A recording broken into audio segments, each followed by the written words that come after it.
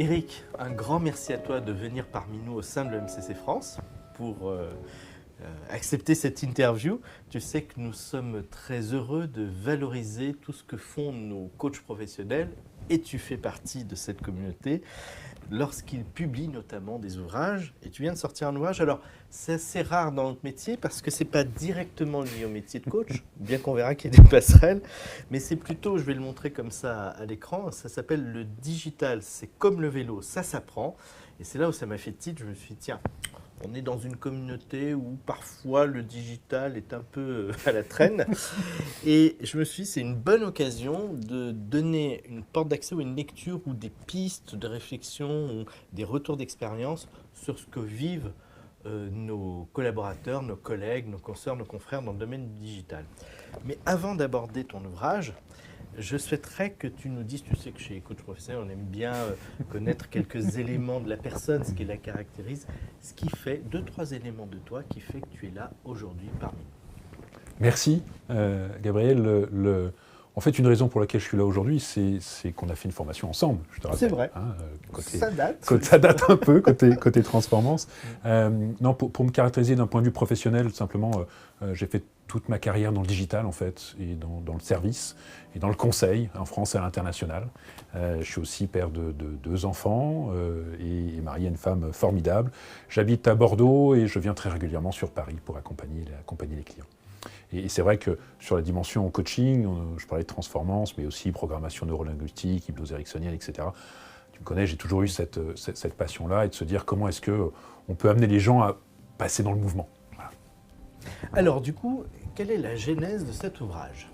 Alors cet ouvrage, en fait, il est parti d'un constat et aussi, on va le voir, un peu d'un coup de gueule. Un constat, c'est que la plupart des projets de transformation des entreprises, en fait, je vais faire une confidence, n'aboutissent pas vraiment. Et pas par manque de vision, pas par manque de moyens financiers, mais beaucoup, finalement, par manque d'investissement dans les compétences. Avec des entreprises qui annoncent que le premier capital, c'est le capital humain, des collaborateurs qui sont tous là pour dire « bah oui, il faut se former, il faut développer ses compétences, mais pas de façon aussi évidente que ça ». Et le coup de gueule, il vient d'une chose très simple. Il n'y a jamais eu autant besoin de compétences digitales dans l'entreprise, quelle que soit sa taille, une grande PME jusqu'à un artisan ou un coach. Il n'y a jamais eu autant de moyens financiers, autant de moyens de se former, et finalement aussi peu de passage à l'action. Et pourquoi ? Parce que assez souvent, le digital fait peur, ou qu'on est un peu, c'est comme la grenouille, tu sais, dans la casserole, où on se dit « non mais c'est pas pour moi, ou ça sera plus tard ». Et il y a plein de freins qui fait qu'on ne monte pas sur le vélo et qu'on passe à côté d'opportunités ou pour trouver un job, ou pour le garder, ou pour s'y épanouir. Alors, du coup, dans ton ouvrage, tu fais des constats, oui. Et tu fais aussi des propositions, il me semble. Oui, tout à fait. Tu peux nous évoquer cet aspect ? Oui, parce que en fait, ça s'adresse vraiment à tout un chacun pour dire, ok, il y a un certain nombre de freins, maintenant il y a des moyens de les dépasser. Souvent, par rapport au digital, on dit c'est pas pour moi, j'ai 50 balais, c'est pour les jeunes, ou je suis une femme, c'est un métier de geek. Ou... Attention aux stéréotypes. Celles qui nous regardent vont te tirer les oreilles. Ou finalement, j'aurai jamais l'argent pour pouvoir le faire. Et ce livre est un guide, et un guide pratique, qui donne des clés pour justement lever ses freins, monter sur le vélo, prendre le guidon bien en main, et avancer sur ce chemin-là. Et vous verrez, il y a plein de témoignages de personnes qui l'ont déjà fait, qui se sont transformées, qui ont évolué par le digital et via le digital. Et elles passent quasiment toutes par les mêmes stades.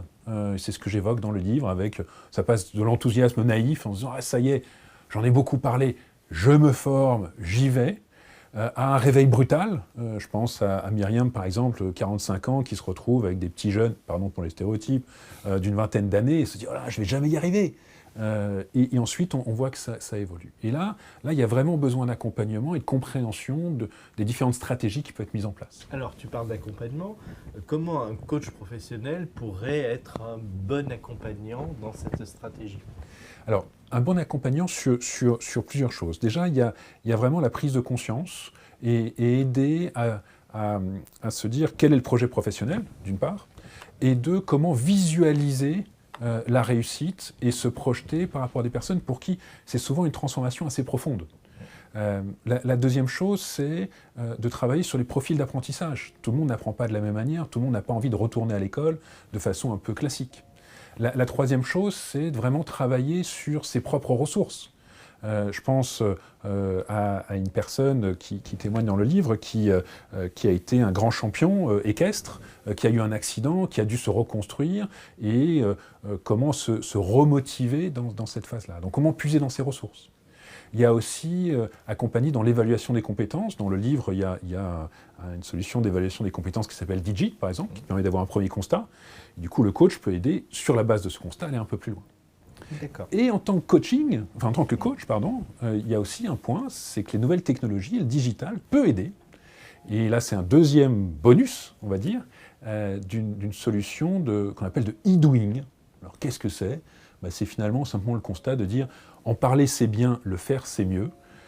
Et la solution s'appelle 50, c'est une application qui fait le lien entre les sciences cognitives, le nudge, et l'intelligence artificielle. Et de se dire la micro-action, et tu le sais bien, c'est pas le grand changement du grand soir, c'est la micro-action qui fait enclencher les choses. Et là, ça peut peut-être sensibiliser aussi tes adhérents, nos adhérents, sur tiens, peut-être qu'il y a des choses aussi que moi je pourrais découvrir dans ce domaine-là. Excellent. Alors, tu sais que nous sommes très soucieux de pouvoir comprendre aussi ce qui se passe dans les organisations, dans les entreprises, dans les collectivités territoriales, dans les administrations d'État. Nous savons qu'elles sont, confrontées à cette transformation, à cette digitalisation, et donc concernées directement par ces enjeux. Si tu avais une ou deux préconisations, c'est vrai que ce ne sont jamais des enjeux simples, c'est toujours complexe, mais si tu avais une ou deux préconisations pour toutes ces personnes qui sont prêtes à enclencher des transformations digitales, quelles pourraient-elles être ? Trop souvent, on aborde la transformation digitale en restant sur le mot digital, c'est-à-dire sur la dimension technique. C'est rien d'autre que de l'humain, c'est rien d'autre que la transformation, qui prend un vocable particulier aujourd'hui qui est le digital. Donc c'est vraiment de ne pas perdre les fondamentaux d'accompagnement, de prise de conscience encore une fois, et de ce qui peut être amené. Ça c'est la première chose. La deuxième chose, il y a toute une série de citations de cyclistes, que j'ai découvert aussi par ce biais-là. Vu qu'on est là, je vais prendre la citation de Gregory Bateson, que tu connais peut-être, qui dit, la citation qui dit, voilà, pour un cycliste, c'est quoi ces trois choses ? C'est un vélo, c'est un humain et c'est le mouvement. Et si tu retires l'un des trois éléments, le cycliste n'existe plus. Et aujourd'hui, dans l'organisation, c'est cette mise en mouvement qui est extrêmement importante. C'est très marrant parce que ça fait écho au triptyque, alors un petit peu différent, mais finalement je suis sûr qu'on pourrait faire des passerelles d'Edgar Morin quand il décrit les systèmes complexes. Il dit il faut toujours trois choses, de l'ordre pour pérenniser, du désordre pour permettre d'émerger, et de l'organisation pour produire. Et voilà, on est sur ce registre-là. C'est vraiment cette mise en mouvement qui est importante. Tout à fait. Un grand merci à toi. Donc je rappelle, Éric Campanini, le digital c'est comme le vélo, ça s'apprend.